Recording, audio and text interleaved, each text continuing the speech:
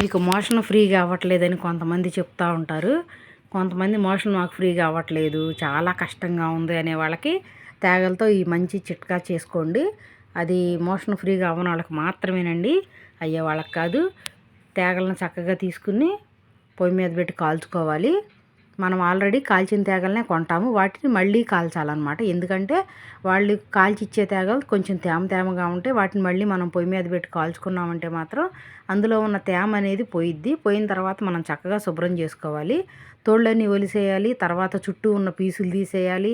ఈ పలచటి పొరను కూడా ఈ విధంగా చేత్తో నలిపేసి ఆ పొరను కూడా శుభ్రం చేసుకోవాలి. ఆ తర్వాత లోపల మనకి చందమామలు ఉంటాయి, ఒక్కొక్కళ్ళు ఒక్కో రకంగా పిలుస్తారు.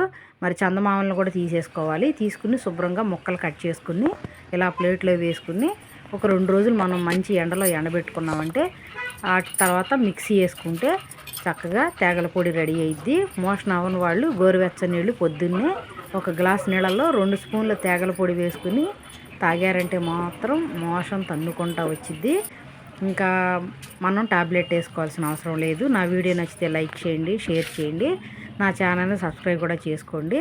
తేగలు ఈ విధంగా చెమ్మ లేకుండా ఉండాలి, అది మాత్రం గుర్తుపెట్టుకోండి. లేకపోతే మనం తేగల పొడి చేసుకున్న నిలవ ఉండదు. తేగల్ని మనం చేతితో పట్టుకున్నప్పుడు చెమ్మ అనేది మనకి తెలిసిపోద్ది. చెమ్మ లేకుండా కొంచెం బాగా కాలినట్టు అనిపించాలన్నమాట. ఈ విధంగా ఎండిన తర్వాత గరగరమని సౌండ్ రావాలి, అప్పుడే తేగలు బాగా ఎండినట్టు.